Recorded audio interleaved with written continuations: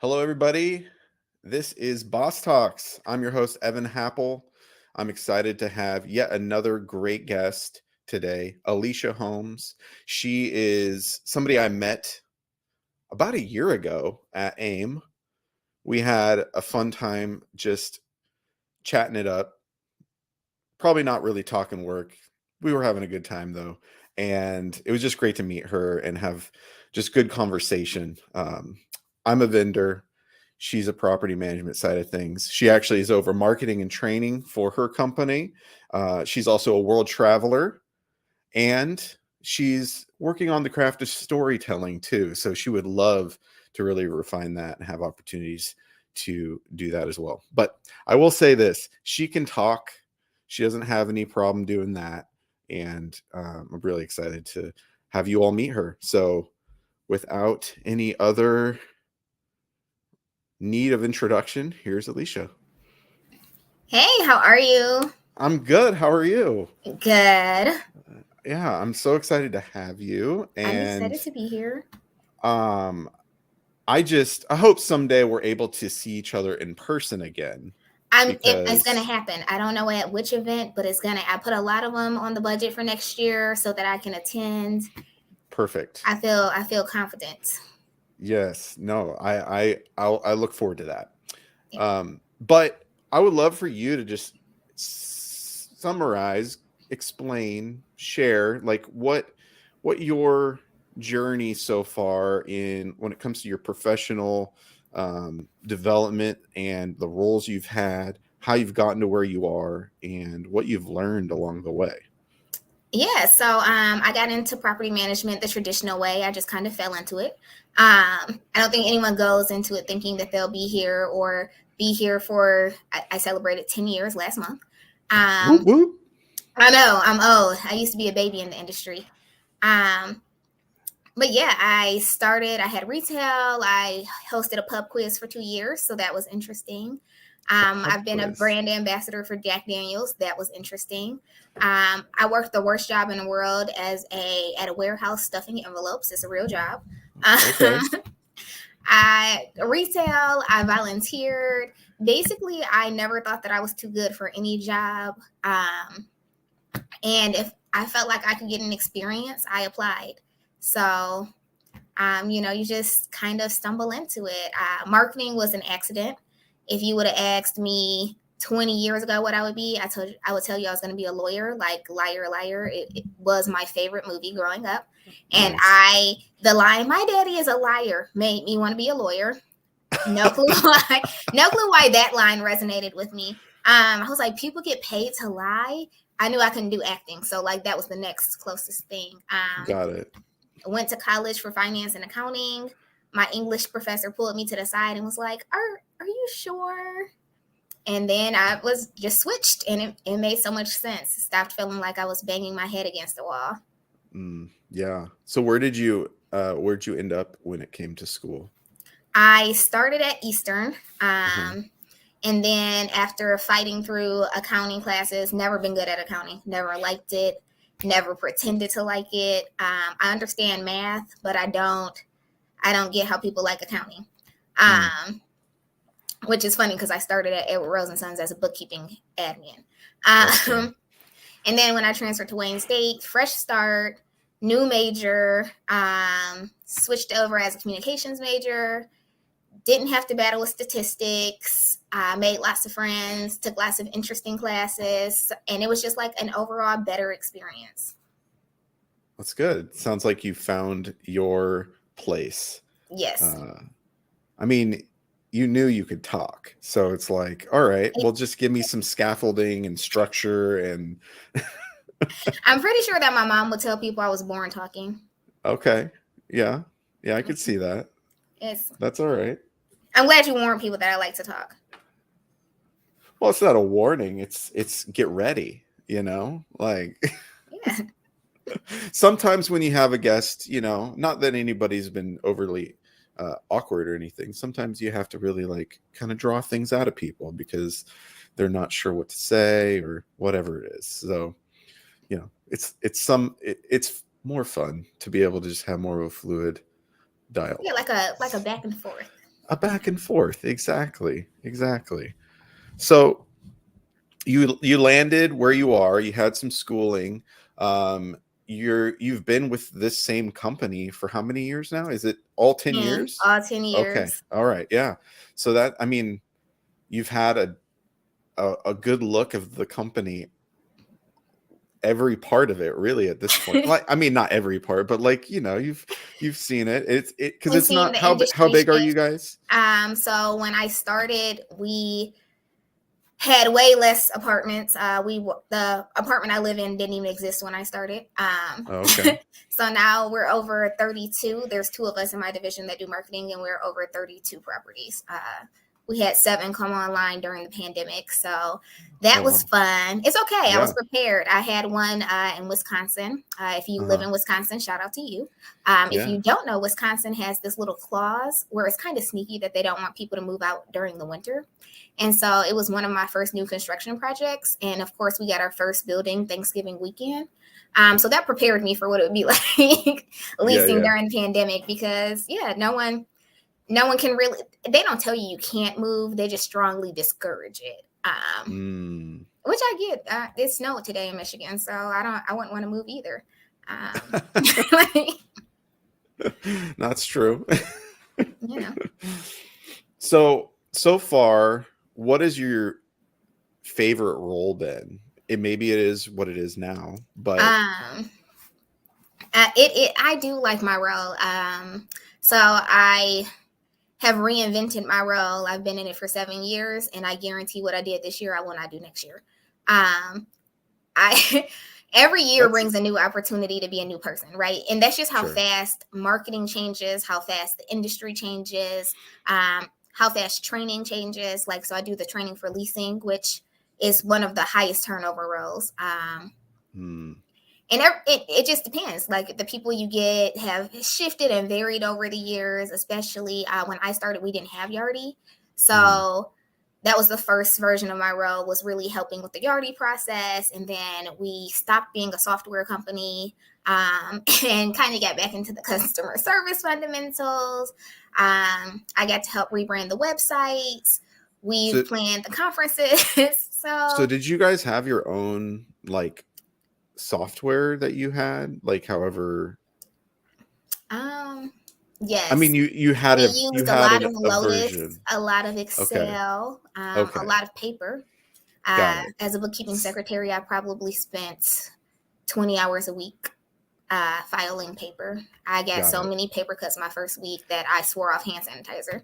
Uh, Which I mean, I think that was pretty common there for a while it was. for a lot of people. Like I think we all know that this industry is kind of slow at picking up new Anything. technology or but the pandemic, if nothing else, it sped that up. It did. So It kind of forced us all to like not grow up necessarily, but to like grow faster.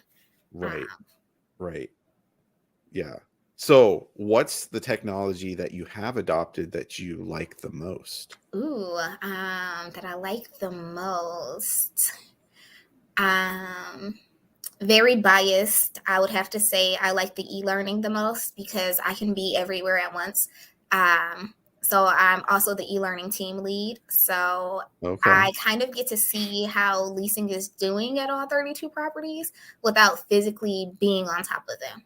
They would prefer Okay. that I'm there all the time, but you can't be everywhere at once. So I like that I can just like pull a report and see, what courses did they take versus that they were assigned, and things like that. What are they actually Right. interested in? Uh, Right.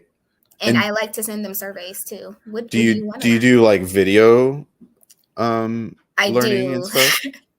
I do. Which they're all going to be very jealous because I'm in my shoe room today and I talk about it all the time. But Yeah. In fact, let's just talk about that a second because this is one of the things you brought up to me when I first met you is that you have a shoe room. Now, I don't think I've heard that one before. yes, I have a shoe room. It is my second bedroom. It has been constructed to hold my shoes. Now, before moving, I did get rid of a lot of shoes. Um, So I am down to 171 pair, and most of them are behind me. The shelves go all the way to the floor. I can put more on the ceiling. I have a lot of shoes. So do you have a shoe for every day of the year, or No, that's a okay. lifelong goal. All right. That's a lifelong goal. But you're not wearing these out because you have enough that you can Yeah. vary by day. No, I wear the same 4 pairs regularly. In the summer, you'll see me in my Birkenstocks. In the spring, it's my rain boots. Oh, that's funny. I have shoes. I've worn them all. Okay. I've Yeah. worn them all at least once. Yes. Well, that's good. At least you have worn them. That's a starting point. Yes, my shoe room also has my vacation closet, which is a mess. Otherwise, I would post a picture after, but maybe once it's put together. Wait, say that again. You have a vacation closet? Yes. Okay. I have a vacation closet. All right. Now, speak to that because you did mention in your bio that you really like traveling. Yes. With a goal of going to Antarctica. Now, there's not too many people that are like striving to get there, but you know. I'm actually in a race because one of my cousins has been to, so she just visited her 6th continent, and I just know that like I can beat her to Antarctica, or she has to go with me. I'm very mad that she went to Australia without me, so I started traveling in 2018, and I was like, I'm gonna hit every continent really fast. Obviously, the pandemic slowed me down. So I do have that goal. It's very hard to get to Antarctica, though. I imagine there's a lot of steps to that, I would think. And it takes like 3 You weeks. don't just jump on a plane. There's no. You can, for the small price of, I think it was $3,000 when I looked. You can do a flyover from Australia. It's but like just a flyover. Yeah, get to land, but I would still count it. I would still count it as going. Okay. Yeah, that's true. I guess it's close. I don't need to get off the plane. All right. And you'd look awesome doing it because you'd have a pair of like high heels or something. No, I would have moon boots on. You know, little space boots. Moon boots. Okay. All right. That's good. So what's your go-to shoes for the professional? Is it just a pair of flats or do you have? Yes, it is. I have a pair of Steve Madden flats that have they earned all of their miles this year. The replacement pair is on the way. They have been to so many airports that it doesn't make sense. They're just a nice everyday flat. When I first started, I was like, you're going to wear heels and it's going to be amazing. You discover quickly that walking up to the 3rd floor in heels multiple times a day, not realistic. New construction in heels, not realistic. Yeah. There's always somebody who wants you to stand in the dirt in heels. Like, oh, and then you sink. Yeah, or they get dirty, or yeah. Yeah. Okay. Well, makes sense. Well, you just have a lot of options. So for future, you're just a collector. If it's a sitting down day, I'll wear heels. If it's a running around day, flats. Got it. Makes sense. Well, I guess we'll get back to like the other stuff. I mean, I could sit here and talk about shoes all day. Me too. But I need more. They're on my Christmas wish list. But we did have a couple questions. We'll get to those, and then we'll get to the meat of things, the things that you really wanted to get into. So I actually can share them so you can see them, which is so fun.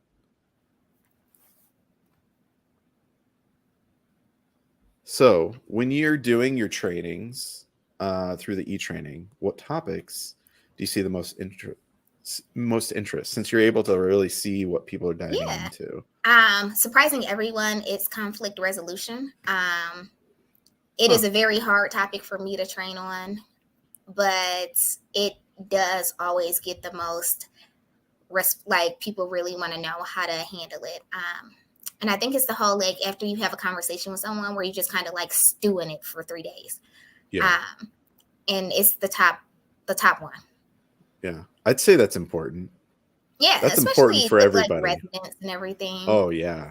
I mean, Yeah. Yeah, it's never Well, closing strategies. It's always kind of like, how do I de-escalate the situation? yeah, how do I make sure that they don't hate me specifically? Because it's always leasing's fault because they answer the phone. So they Sure. just get the brunt of that. Right. Well, that's good. That's a good one for people to care about. Um, and then one more question since it's here. So, what new developments or trends do you see in? I'm assuming that's learning and Development. development. Yeah. Yes. So it's not new, right? It's like how the 90s is coming back in style, unfortunately for everybody. Um, People actually really want the in person a lot, Mm, which is very different to me. I thought that everybody would just love the online, being able to do it, being able to go self paced. But people really like that balance between having the in-person training and, reaching out and touching someone, for lack of mm, a better way to describe it, yeah. with the online. So I found it best when I do trainings if I introduce them to the topic and then I show up, because now they've done the homework, they have more questions, they have scenarios prepared, so they really just like for you to be physically there. Yeah. Yeah. I'm an introvert, but I do really enjoy like being around people. Shocking And everybody, I'm an extrovert. really, well, actually, you know what? When I say I'm an introvert, most people are like, "No, you're not." No, I But believe it. it's more of like where you get your energy from, Yep. not your um being around a lot of people all day long is just more tiring for me. So, you know, that's that, right? Yeah. And for me, Um it's just like an energy surge. Like I can do yeah. this all day. So do you get that? Like being that things have shifted so much to being, virtual and all that. Do you get the same effect when you do a virtual, or does it need to be in person in order to get that? Um, so I can get that effect. I've started sending out like workbooks to help people like follow along, because there are people who have to write. So I started really catering to how different styles of learning. Hmm. But I think because I'm so high energy that normally I can keep people engaged in the topic at hand. It Got is it. harder though if people are sharing computers, if it's just the day where it's not fun in the office, whatever the case may be. So Right. it is harder sometimes, but I mean it's the same with in person. There's always that one person on their phone, and I'm like, I want to laugh too. Send me the meme later. Um, That's funny. yeah, I get it. They have lives. I'm not the most exciting thing of their day. Well, you might be. Yeah, no, I don't think so. It's okay though. um so the things that you wanted to hit on really center around marketing. Obviously, that's a part of your job. Yeah. Um, I the first one was the two pillars that you kind of, I guess, Yes, center your marketing around, which were people and joy. Which yes. I don't think most people are thinking pillars of marketing, people and joy. Like why do you say that specifically, and like how did you come up with that? Because those are real specific to you, it sounds. Yeah, so we're all in the people business, right? Sure. We need people to buy things. And Yeah. I think that centering people as a pillar, as one of the things that will hold you up, helps you remember who you're talking to. Like, what type of voice do you want to have? Is this a friend? Is this someone who you just really want to help them solve a problem? You want to be a solution for them. You want to be an ear. Like, I love people. I get my energy from people. I'm an extrovert. And I think that centering people reminds you that it's not just a metric that you have to meet, or Mm, it's not just a fire drill at work. It's really like, especially in the art industry, it's where someone's going to live. It's where, someone might take their first steps, where they might right. fall in or out of love. Like, how their home is such an intimate part that I think that centering people reminds you that this is really a person business. Hmm. And then it helps them to also like remember that you're a person instead Right. of, just someone who answers the phone all the, it just Yeah. reminds them that like we're all in it together. Right. No, I like that because even I'm marketing over a company that we provide software to manage space, the space of where people live, right? Yeah. And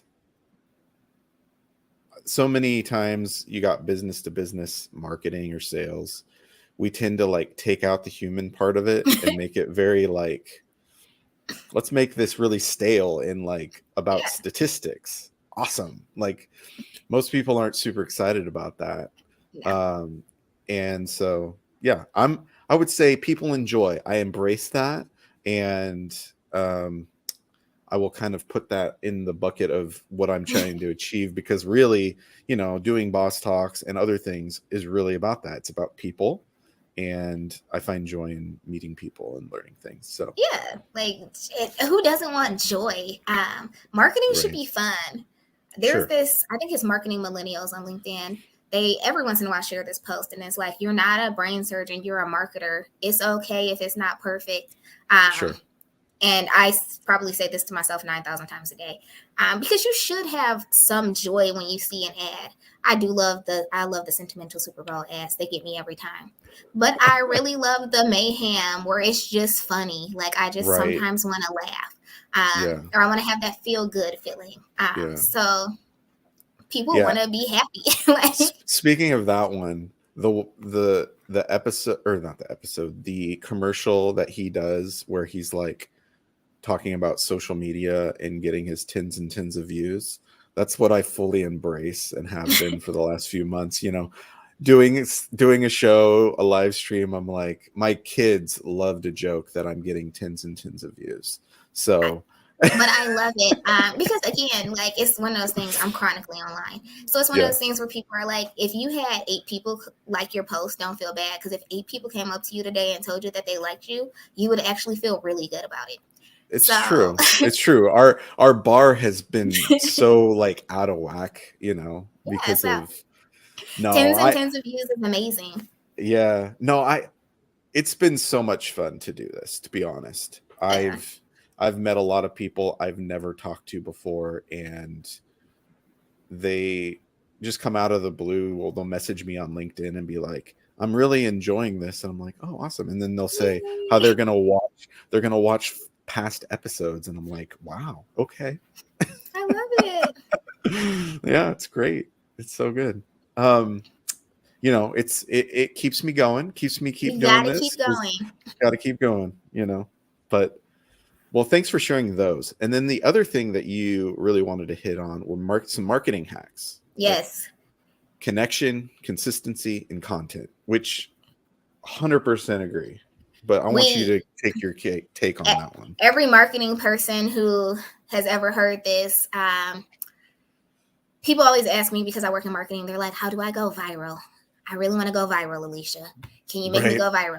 Yeah. Yes, if you consistently put in the work, you too can go viral. You're like Right. Melissa said, your tens and tens of views turn into thousands. Right. Consistency is the best hack with anything. Right. Even if you're working out, if you're trying to learn something new, and with marketing, being that consistent brand, that consistent voice, even personal branding, whatever you do, just do it consistently. It is the biggest life hack, is being Right. consistent. Right. And so that's my top hack for people. Can you commit to doing this 70% of the time? Yeah. Like this just has to become a part of who you are. It has to be a habit. Yeah. Yeah, do something that's realistic that you can Yeah, do continually. Don't have this like lofty, like because it's not sustainable. right, 100%. I ran a Yep. half marathon and I trained for it in 4 months. Wild. I was never a runner before. Nice. Well It done. took me, thank you. It took me 8 years to run again, because I did not build up a consistent like habit of doing it. Because I dreaded it, right? Because it was such Right. a long thing. Now I Yeah. walk on the treadmill for 20 minutes 3 times a week, and that to me is much more sustainable. Yeah. Yeah, no, it's true. And I did something similar to that recently. It wasn't a half marathon, but the total number of miles was actually exceeding that. Woo! And but it was a relay, and my friend was like, "Hey, you want to do this relay?" And it's 200 miles, 12 No. people. You train. The grueling part of it is it's 2 days. That's The longest run you'll do at one point is around 8 miles, is about how far I had to go. But then I had to get back in a van, and then I got like 3 hours of sleep, and uh, then got back in a van. So I had to do that 3 times, and I ended up doing 18 miles. And no. I trained 2 months to do that. And I Yeah. hadn't done something like that in probably And 15 when and years. your longest run has to be longer than you've ever ran. My Oh yeah. longest run was 10 miles before doing a half marathon, which is 13.1 for those of you who've never Hmm. done it. Yep. And it sucks. I never got a runner's high. It sucks. Yeah. But if you're in really good shape and consistent, you can totally do it, No, and it's more you a can totally knock it out. And I would love to root for sustainable all of you. thing. Yeah. But She's don't do like, it but for the I ain't runner's doing it, high. man. Yeah, don't do it for the runner's high. Do it because you want to have that personal sense of accomplishment. Yeah. Yeah. Um, I had to take about a month off running after it. And I'm just now I took starting to 8 get years back off, into so it. I'm very proud of you. All right. Well, Because thank you. I feel really good about yeah, myself now now. I only run if I'm about to miss a flight, which has happened every time I fly through Minneapolis, or if I'm being chased. And it just depends on like what is chasing me.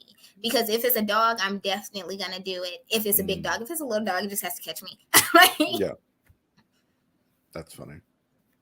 Okay, so consistency in all things, Yeah. content, running, whatever. Like it's always going to be easier if you're consistent, Yep. obviously.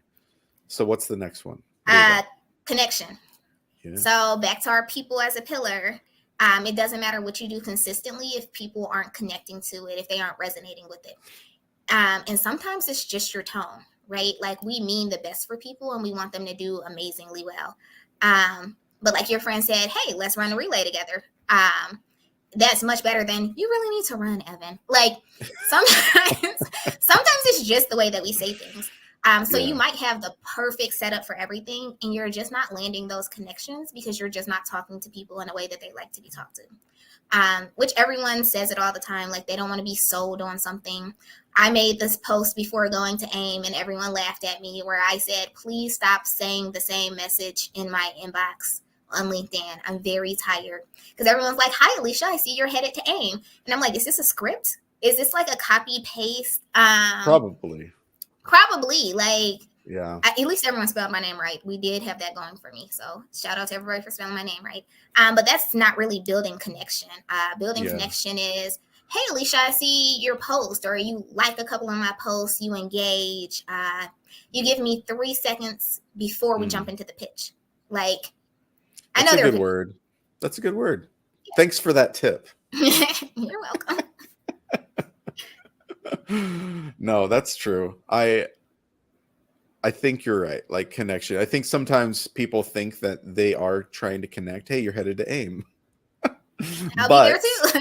But it's like, all right, well, that's what everyone else that's messaging me is saying as well. So yeah, I like the ones that were like, you want to grab drinks at AIM? Yes. You want to grab food at AIM? You know I'm going to eat and drink while I'm there. Those are people who, again, same message, just a slightly different tone. Like, let's make this an actual connection. We're going to the same conference. Let's be friends. Let's be friendly. Sure. Yeah. So, yes, connection. Yeah. You got to connect. And sometimes it's meeting people where they are. I want people to meet me halfway too. Compromise is great, but nobody really wants to do it. You want to have it your way all the time. But sometimes you just got to meet people where they are. And especially in our industry, people just don't always understand the words that you use. So you got to say it to them in their words. Right.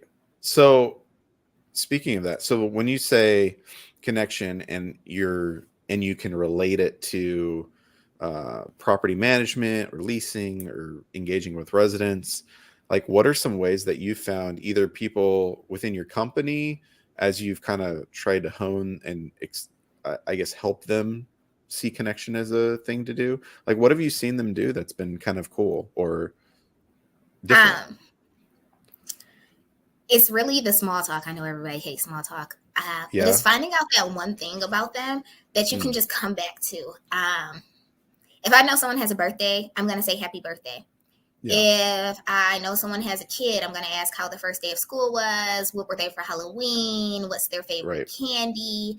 Um, when I It's meet remembering residents, if details. they walk in, because I spend most of my time on site, so if a resident walks in and they're upset, I start with, what's wrong? How can we help? Tell me about it. What's going on? Let's have a seat. Let's sit down. Let's talk through it. Mm, Because number one, I'm a new face. Number two, totally don't care if they yell at me because I'll be on to the next site in a week. yeah. So it's fine if they're kind of upset. But really, like, let's talk about it. What's going on? Would you like some water while we talk? Like, just really, again, returning that human element back to it. Because we are here to solve a problem. They need somewhere to live. Everyone has to live somewhere. Shelter is one of our basic needs. So really, Yep. just being open with that humanity piece and meeting people where they are, and asking simple questions. One of our top leasing consultants, she doesn't always remember names, but she always remembers faces. And so what she'll do is, as soon as she sees them, she's like, you were here like a week ago. Where did you go Mm, for lunch? And boom, something that small is like, oh, you remembered me. Like, mm, I'm important to you. right. And so that's just really like remembering the small things. Yeah. I mean, that should be the goal, I guess, is remembering one thing about somebody. Because obviously, if you're in a big community, you could have 1,000 people to remember or more, Yeah. So it's just like, and not everybody's going to come in that regularly, but those few Yeah. people that do, it's like, make it an effort, make them like, what's easier to build community and retain people in a community than the staff there making them feel like they matter. Yes. Like, I mean, I don't know my neighbor's name, but I know all of their dogs.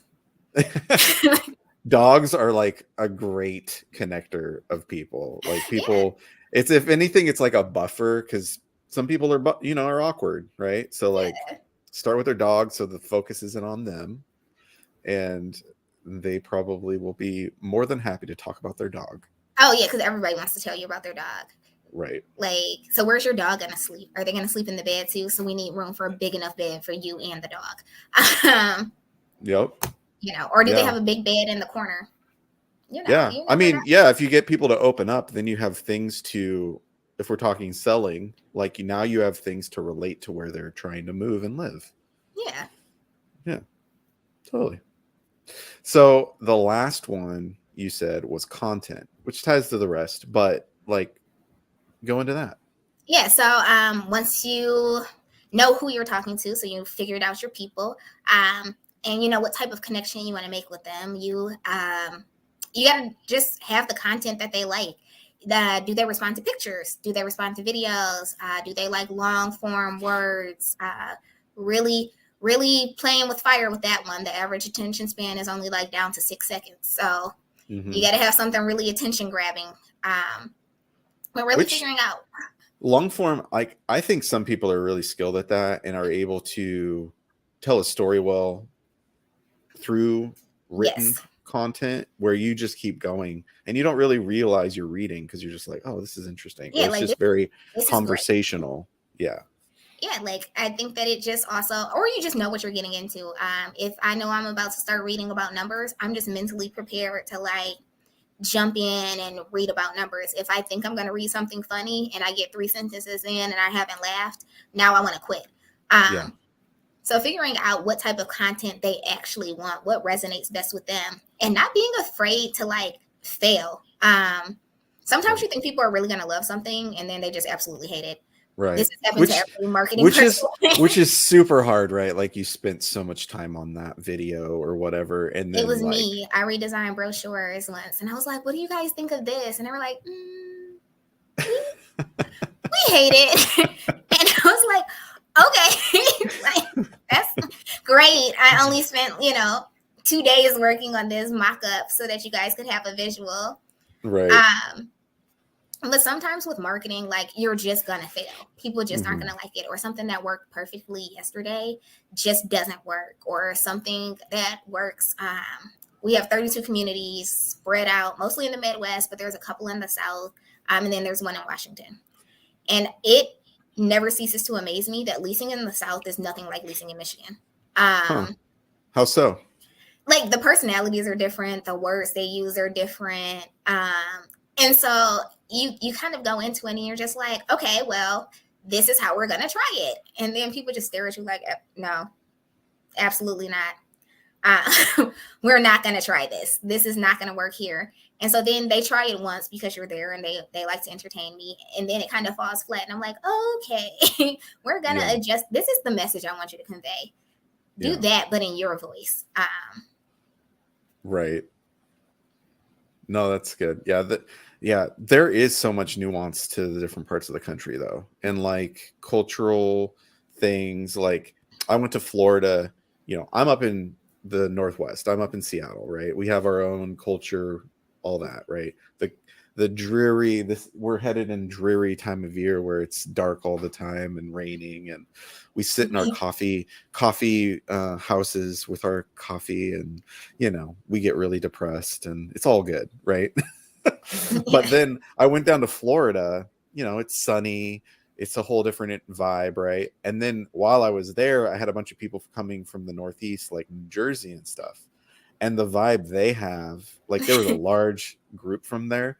And I was like, oh my gosh, you almost feel like they hate each other, but they're all being that way. And but they're like siblings. And they're just like, that's just how they talk. And you're just like, wow, I don't know if I could handle that. I don't know if I could live there. Oh man. I don't know if I'd survive in like New Jersey. Probably. I'd probably cry. I'd probably cry every day. I don't think that I could just move somewhere where it's also cold. Like I just don't know if I'm cut out for that. But yeah, the first time I went to the South, I forget what it was, but I guess I was supposed to be offended when they said it. But they sounded so nice about it that it went right over my head. And I was like, oh, thank you. That's so nice. And the leasing consultant politely pulled me to the side. She was like, Alicia, they were not being nice to you. And I'm Did they say, bless your heart? No, that I know that I know for sure. You should definitely be offended. You went too far. And I just I don't remember what it was. But I was trying to be so helpful, and it didn't work out. I was like, you're right. I'm going to let you do it. Let me watch you in action. Yeah. Yeah. Yeah. I mean, content. Yeah. It can go anywhere. There's so much out there. You just got to pick your favorite too. Like not content. Well, and if you're talking social media, you have to figure out what does best on each one. Reels is like the thing now for Instagram. People love videos. TikTok. But it's only good if you have to feed the algorithm. Yes. Like it's a monster. You just have to feed it. And it makes zero sense because we will do a video and it will be a trending sound and all the things, and it'll get not terrible, it'll get 100 and something views, 200 views, and then we'll do something tomorrow and it'll get 5,000, and we're just like, why? My highest viewed one was about my nails. Nice. Were they fire? Were they awesome? I mean, like these are pretty good too, but like I thought my shoe room would get it. It would no. Okay. Nails. Oh, you did one about shoes too? Mm-hmm. All right. Well, you just need to try again. You probably could repost it. And I'm not a reposter. I want to be so bad. All right. That's funny. We had a question come in from Leah Love. She was a guest at one point as well. We kind of answered this already, but is there anything new or old that outside of e-learning that you've come across in the last few years? Okay, I took this completely different, but I like that you phrased it that way. My favorite piece of technology that has been introduced, I really like tablets on site. Because they allow the desk to go with you, right? Like as long as you have a signal, you're good to go. And surprisingly, leasing jumped up to do Zoom tours. Like some people absolutely hate it because it's awkward because all you see is the top of their face. And some people love it. So then they can take pictures. It just makes them, it's like a bigger phone. Yeah. So that's my favorite thing, that like to see them actually, like my favorite piece of hardware, that they just really So liked it way more than I thought they would. so you're actually using the tablet and they're walking the property with the tablet, doing like a virtual tour, but Yep, some live. people walk it on the property. Other people like use it to like pull up floor plans on the TV. Some people Hmm. just like have you apply from the tablet. And I feel So like it's very tablets are that versatile. nice middle ground between a computer and like a phone, where people are just like, yeah, I like this. It's big enough I can see the screen. Right. Huh. Well, that's cool. Yeah, I mean, obviously there's a lot of uses for that, and I've seen properties have them, but I didn't know how to what extent they actually used it. So Yeah. it sounds like you guys are doing a pretty good job of implementing use of that. Yeah, and I don't Um, force it. I'm just like, try it out for a day. Just play with it. Your computer is right there. yeah, And people, it just seems to, they really took on to them. They really, they really like the tablets. And I was like, oh, okay. Again, it's always the things that you're like, okay, it's a tablet. And they're like, this is the best piece of thing ever that we got. And I'm like, oh, okay. yeah, and that's not even a new technology. That's just using it more intentionally. So Yeah.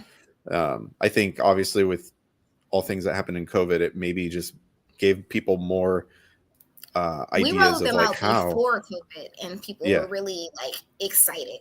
So Oh, okay. Well, that's at cool. first, for the first year, no one would touch them. Yeah. And then one day I showed up and they were like, hey, so my tablet does this thing. And I'm like, oh, okay, you like your tablet now. Oh, you're using it. Okay. You know? Well, that's good. We didn't buy this and it went in a drawer. That's cool. That's good. Yeah. Well, that's cool. Um, well, if there's no other questions from anybody, I really appreciate everybody that's been participating and asking questions and sharing where they're watching from and all the things. We really appreciate all that. Libby, she's going to be a guest in a few weeks, and she chimed in Exciting. about she lives up here in Seattle also. She was just All right. saying happy lights, coffee, vitamin D are all essentials of the PNW, which is a true story. I definitely do the vitamin D and coffee. I don't have a happy light. Probably need one. I think we're all Probably. depressed up here, honestly. Like we don't get our sunlight and all the things, and so we're just It's kind of the same in the Midwest. This is just a good day. Like, this is just the reason I moved in, is because I have natural light, like really good in the that's middle of the true. day. You're at the same parallel as us. Yeah, in So approximately 30 minutes, it'll be midnight. right, exactly. It's gonna be pitch black at 4:30. Yep, every day. Yeah, that in of itself is depressing. It's sad, but Yeah. anyways. Well, so if there's no other questions, I'd love to ask you a few last questions. Yeah. We are Community Boss. I'm the host of this show, but I'm also director of marketing for them. And we do all things managing physical spaces through technology. But I'm a big fan of building community, and that's just a passion of mine. And I hope that Boss Talks, in a sense, achieves that. But I would love to know, like, how is a way you build community, whether it's personally or professionally? So professionally, I try and encourage resident events that get people actually out of the house. Okay. I know that we've all seen the number of jelly beans in a jar. That doesn't really Yeah. get people talking to each other. Food trucks, people love. They're standing in line, they're gonna talk. You're gonna have one talkative person in that line who's not gonna get everybody to talk, Mm-hmm. especially if it's nice outside. Pool parties, painting. During the pandemic, we had a property do margarita night, so then people are kind of like talking about their favorite places to go. We've had properties do like pizza, like the best pizza in town type of competitions. So Okay. really just encouraging people to leave the house to make, like, you can't make community at home. It's very hard. Yeah. And personally, I just bully my friends. I'm like, we are going on a trip. These are the dates. You'll know one person there, and this is how much it costs. So you have some travel buddies? I do.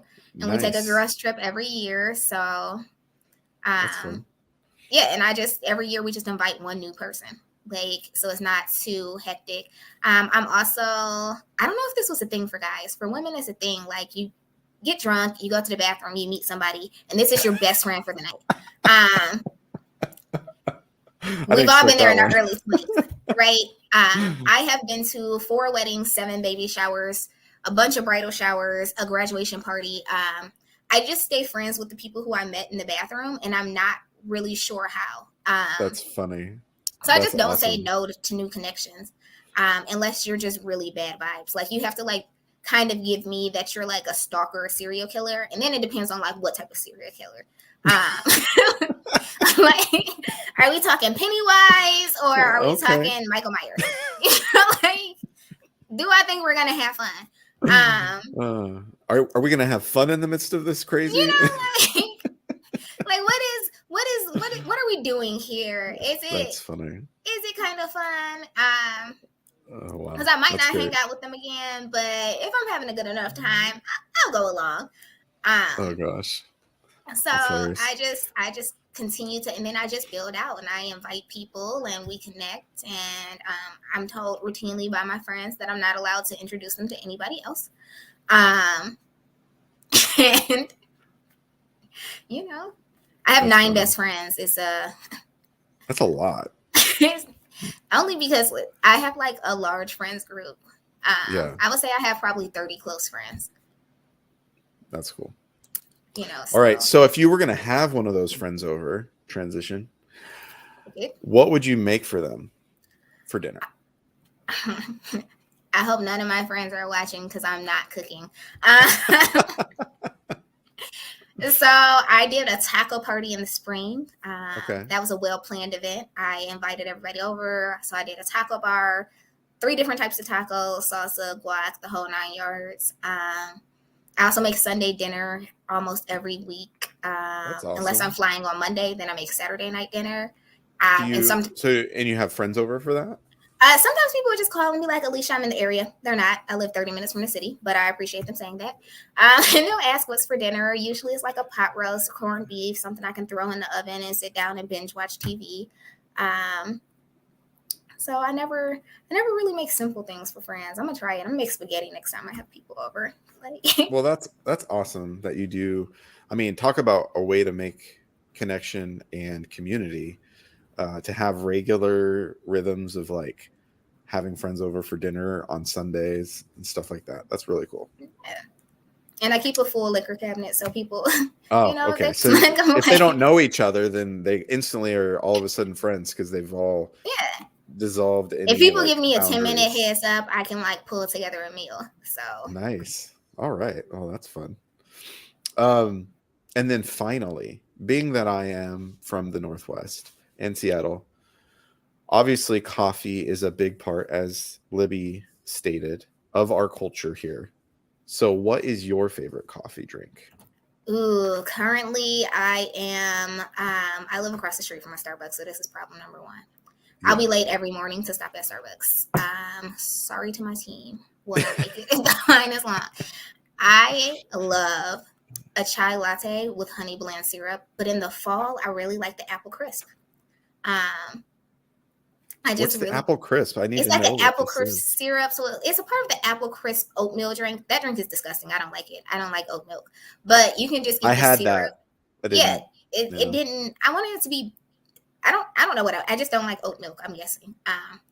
But you can add that syrup, which tastes kind of like. I mean, it tastes like kind of appley, kind of brown sugary. It's just delicious. So I add it on the inside of my chai, and it's just amazing. Oh, okay, so it's a chai drink. Can't speak. All right. Well, that's cool. I'll have to try that out. Yeah, you can get it at Starbucks. I go every day. Twice a day if I need it. Nice. Well, Alicia, thank you so much for being the boss this week, and really all the time. You're a boss. We're just highlighting you this week of being a boss. Just like she was a guest, you too can be a guest on Boss Talks. Just reach out to me on whether it's LinkedIn, you can email me, you can Facebook message me, whatever. I am more than happy to hear why you're a boss and have you on the show. So hit me up and we'll make that happen. Today, we were streaming on LinkedIn. We were streaming on Facebook. We were streaming in the Facebook group. the official apartment management and maintenance support group. So if you're not in there, get in there. And thank you so much for allowing me to be in that group and streaming. Till next week, it's been a great show. Appreciated all your participation, all the people that have joined us. We look forward to seeing you next week, and we'll see you next time.